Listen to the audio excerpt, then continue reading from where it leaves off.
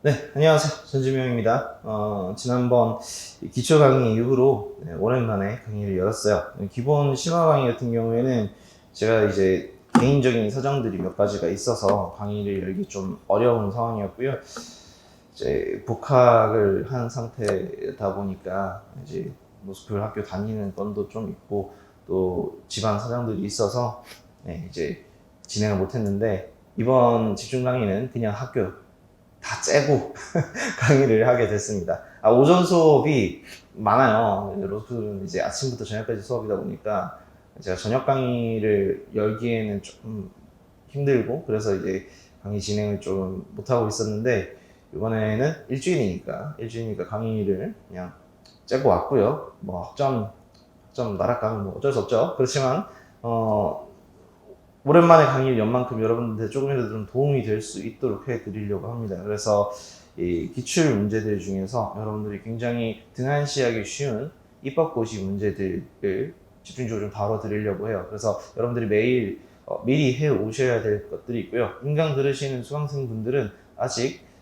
강의를 듣지 않았다면 당연히 안 들었겠지. 강의를 이제 지금 더 듣지 말고 23년도 행시 입시 문제부터 먼저 풀어보시고 난 다음에 강의를 들으시면 좋을 것 같고요. 시간 낭비는 없을 것 같고 좀 오프라인에 계신 분들은 문제를 골라드리는 걸 풀어보면서 진행하도록 할 예정입니다. 그래서 매일매일 행시, 입시, 기출 문제들 제가 지정해드리는 몇몇 문제들에 대해서 풀고 검토할 예정이고요. 그리고 이 온라인에 입법고시 기출문제 그리고 행정고시 기출문제 최근 5개년에 대한 해설을 올려드릴 거예요. 이제 교재 형태로 나가는 것도 있겠지만 교재 형태를 구매하시는 것보다 제가 이제 노션 페이지로서 파일로 올려드리는 기출 자료들을 보시는 게 아마 조금 더 편할 것 같습니다. 오프라인에는 PDF 파일로 제공을 드렸지만 온라인 분들은 페이지로 보시는 게 조금 더 편할 것 같다. 이렇게 보시면 되고 이제 첫날은 어쨌든 문제를 조금 풀려야 될 필요가 있어서 이 행시 문제들 같은 경우에는 조금 적게 하고 입시 문제 비중을 좀 늘리겠습니다. 내일부터는 행 입시 비중을 비슷하게 가져갈 거예요. 그러면 바로 이제 행시 문제를 한번 보겠습니다. 23년도 행정고시 문제들 같은 경우에는 사실 너무 쉬웠죠. 언어랑 상황에서 점수를 받쳐주지 못하면 망하는 시험이었다라고 생각해요. 뭐 시험 문제가 어려울 때도 있고 쉬울 때도 있어요. 하지만 정권이 바뀌고 나서 처음 제대로 진행되는 시험에서 문제 난이도가 갑자기 확 쉬워졌다? 이거는 시사하는 바가 어느 정도 있다고 봅니다. 어느 정도 시사하는 바가 있고 특히 이 요구하는 능력치 자체가 좀 바뀌었다라고 볼 수 있어요. 최근 시험 경향들을 한번 살펴보면은 2020년도 2019년도부터까지 봐도 될 것 같아요. 2019년에서 2022년도까지의 문제들은 기본적으로 난이도가 점점 높아지는 추세였어요. 물론 상황 판단은 이제 높았다가 적당했다가 왔다 갔다 하지만 기본적으로 언어 문제는 계속 난이도가 올라가고요. 상황 판단 문제는 진동 형태로 고난이도를 유지를 하고 있었어요.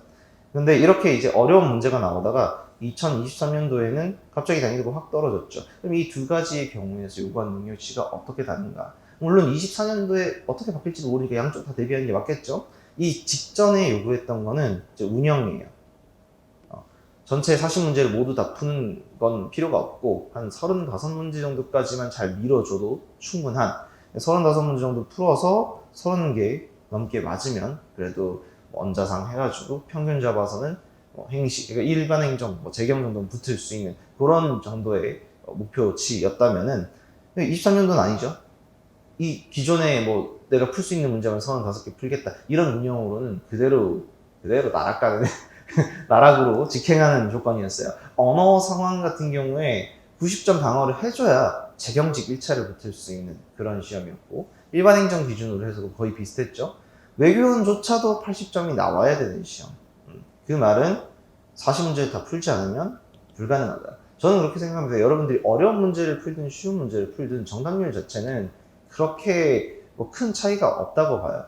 70에서 85% 사이의 정답률, 40문제 세트를 풀었을 때, 그 정도 정답률이 나올 건데, 그걸 이제 얼마나 푸느냐, 끝까지 밀 수 있느냐, 없느냐가 훨씬 더 중요한 게 됐고, 이제는, 아주 철저한 계산,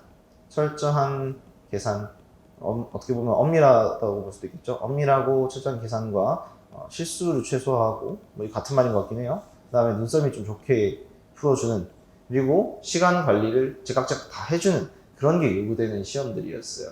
올해 시험 같은 경우에는. 근데 그거는 행시뿐만이 아니라 민경채도 마찬가지였어요. 7급도 마찬가지로 그냥 상황 판단에서 뭐 하나 틀리잖아. 그러면 썰리는 거야. 굉장히 한 문제 한 문제가 소중해지는 시험이 됐단 말이에요. 그러면 이제 우리한테 요구되는 건 위에 적은 것처럼 정확도랑 속도예요. 속도가 뒷받쳐주지 않는 정확도, 이제 의미가 없어졌다. 예전에는 속도는 느려도 정확하게 풀어서 일정 수준만 맞으면 됐지만 이제는 속도 따라가야 된다. 그러면 이제 우리가 이제 추가로 가져가야 될 게 뭐냐? 시간 관리하는 거예요. 근데 기존에도 시간 관리는 했지 않냐? 아니요. 그때는 우리가 전체 문제 중에서 몇 개를 버릴 것인가를 염두에 두고 풀었죠. 이제는 유형에 따라서 몇 분 안에 끝낼 것인가, 몇 초 안에 끝낼 것인가를 고민해 볼 필요가 있어요. 이전에 우리 법문제 2분씩 투자해서 정확하게 풀자 이런 말들 하시는 분들 많았단 말이에요. 근데 저는 요즘에 리트 수업을 할 때나 아니면 뭐 제가 따로 관리하는 친구들한테 말할 때는 법문제는 계산 문제가 아니면 70초 안에 끊어줘야 된다 이렇게 말을 하거든요. 근데 그럴 수밖에 없어요. 그럴 수밖에 없는 게 법문제의 종류를 생각한다면, 그 유형별 난이도를 생각한다면 대부분의 법문제는 70초 안에 끊어줘야 돼요. 그래야 어려운 문제 시간 투자를 할 수가 있습니다. 그래서 시간 안배의 측면에서 쉬운 문제들의 속도를 끌어올리는 연습을 이제 하셔야 되고, 그 상태에서도 정확도가 높게 나와야 된다. 그렇게 보시면 좋을 것 같습니다.